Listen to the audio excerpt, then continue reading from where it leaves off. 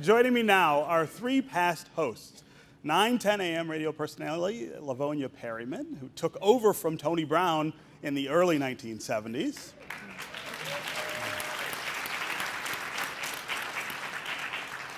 Trudy Gallant-Stokes hosted in the mid to late 1980s and is now the owner of a production company.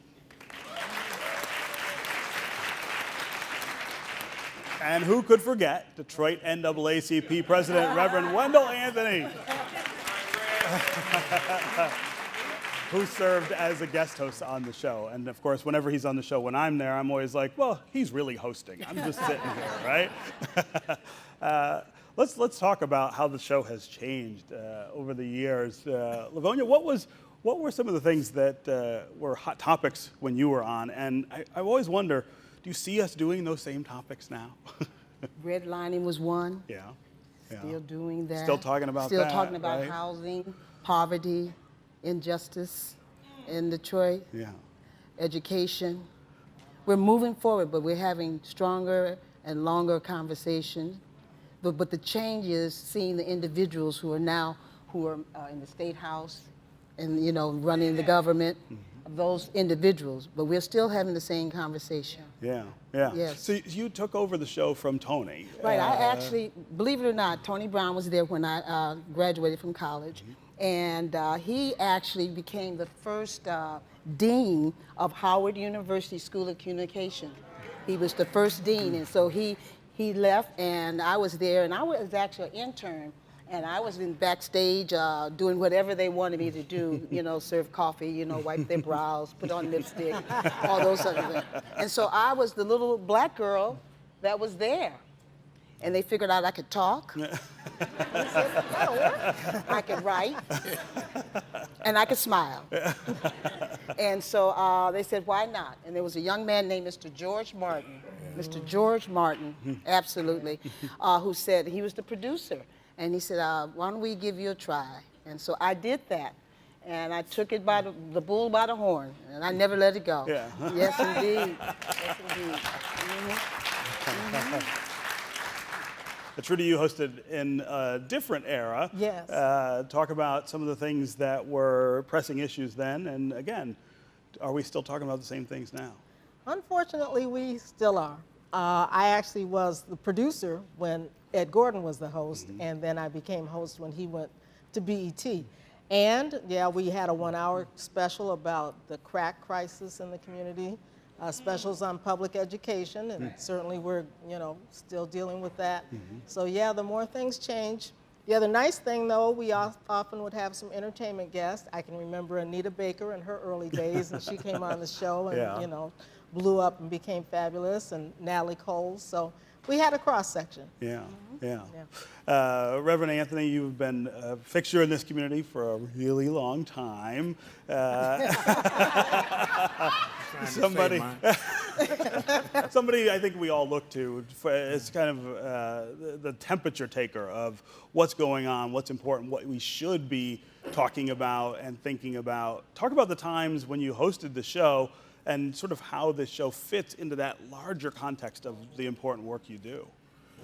Well, first of all, Stephen, let me thank you and American Black Journal and the station for pausing to reflect 50 years hence since 1968.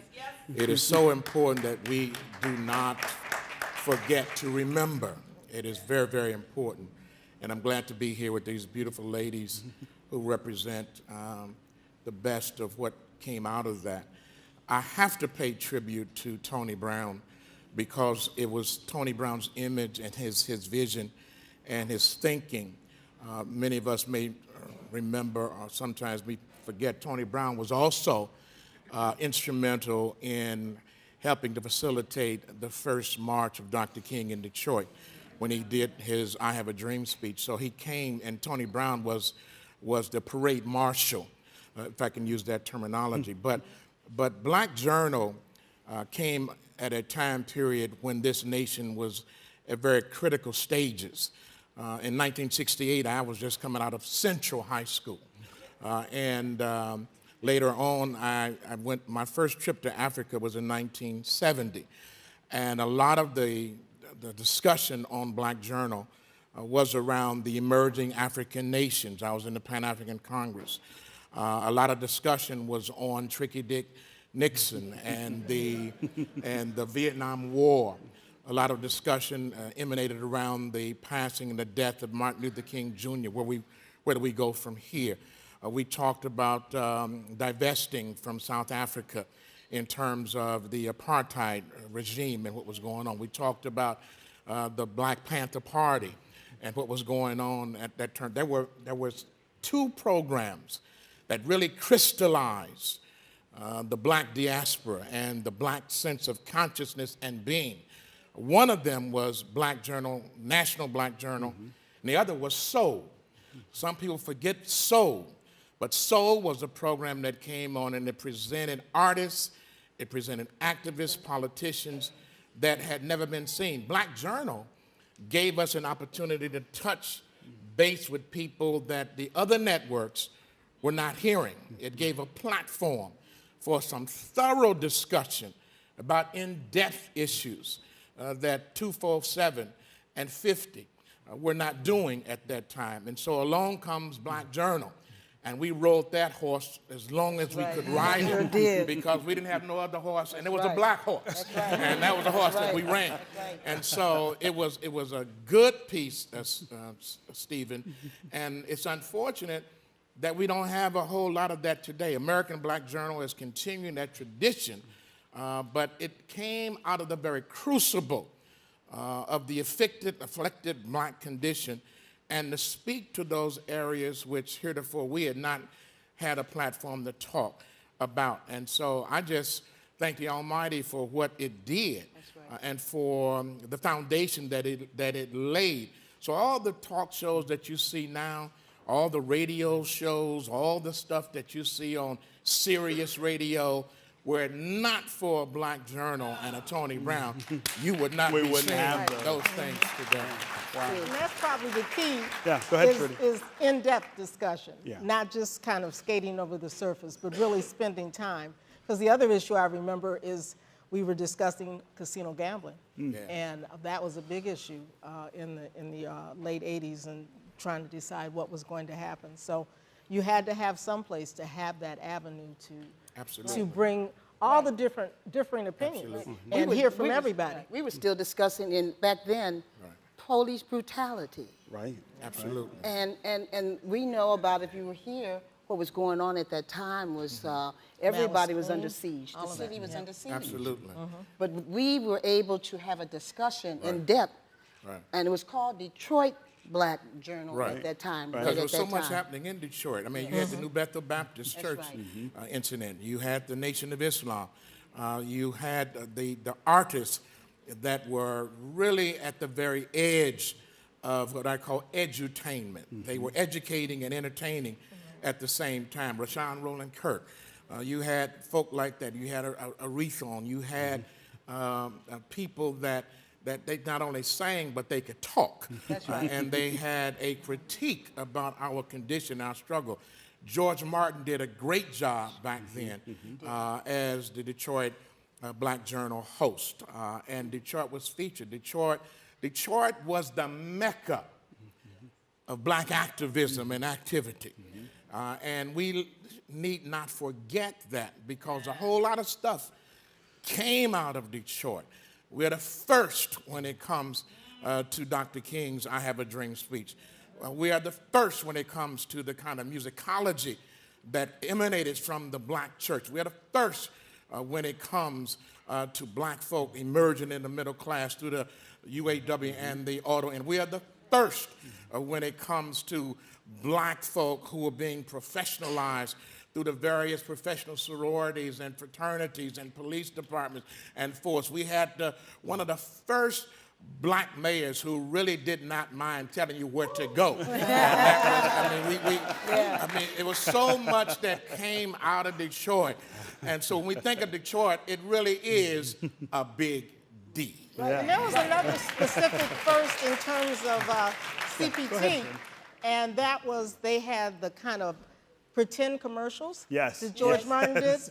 And I understand that they were the forerunners before even Saturday Night Live started to do The that. spoofing And they were commercial, yeah. spoofing commercials, but those commercials had a message. They did. And if you were paying attention, they, you know, it was a great way to handle it and slide in, like you said, that infotainment, that Absolutely. information. Right. And Another you had a thing, message. it gave Black Journal gave many people who are around the world and around the country today Their their start. launch off point. Right. I mean, we're talking about Ed Gordon. Ed Gordon. I mean, Yeah. we're talking about Tony Brown. Right. Yeah. With the people that are sitting here, and many, many people who are around the country. We're talking about Donnie Simpson. I mean, you know, right? Absolutely.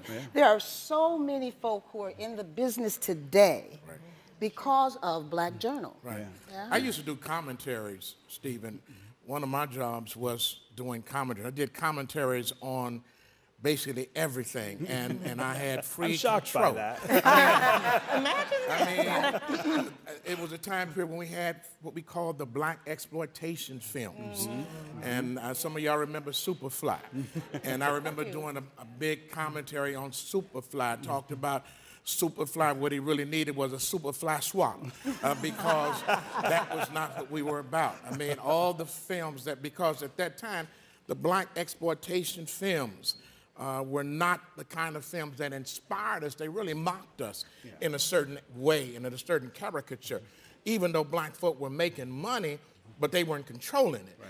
And so it was an era, Stephen, as you know, that was really popping. The whole black consciousness, nationalist kind of a thrust. The Shrine of the Black Madonna was preeminent. The whole thing of black Christian nationalism was emerging during that era. It was a real precious era. And now we're in a new era. Yeah. And we're in an era of 45. And so that means that we need an American Black Journal To talk about all put that. some blackness. Right. We need an American Black Journal to put some blackness on this whiteness relative to really making certain that folk understand the times, the critical times that we're in, because our children, unfortunately, they did not see that. They were not a part of that. And had they been a part of that, some of the things that have happened may not have happened today. And it was on that foundation that a lot of people emerged and stood and still stand as a result of what went down here. So you notice I only had to ask one question of this panel, right? You get a panel of hosts, and they take over your show. Well, there's a host that we haven't talked about who is very crucial to all of Yeah, this, and that's yeah. Ron Scott. Right, Scott. yeah. And when you talk about a foundation Absolutely. and a person who was politically active and really made a difference, Ron Scott was that person. We miss Ron. Yeah. quite a Absolutely. bit. And there was one little side note, and I know some of the sisters could appreciate this. It was the only place that a woman with an afro Could be on TV. could be on television. Yeah. Only place. And probably the country, but I know it was the only place. Right. You see, I'm trying to do feel my part now. comfortable with about that. it. Right. It's the only place. And see, even in those days, they didn't even put makeup on you. They just let you No. come on and be black. That's That's like right. you was. That's right. Be your natural self, I mean, right? so Only place. Right. Well, it's great to see all three of you. And Our thank pleasure. you for what you did to make possible what I try to do every week. Stephen, we thank you for keeping it alive, That's man. right. You're doing a great job. Thank you Absolutely. for bringing it to the people. Thank you Thank you. very Keeping much. it going. Thank you. That means so much.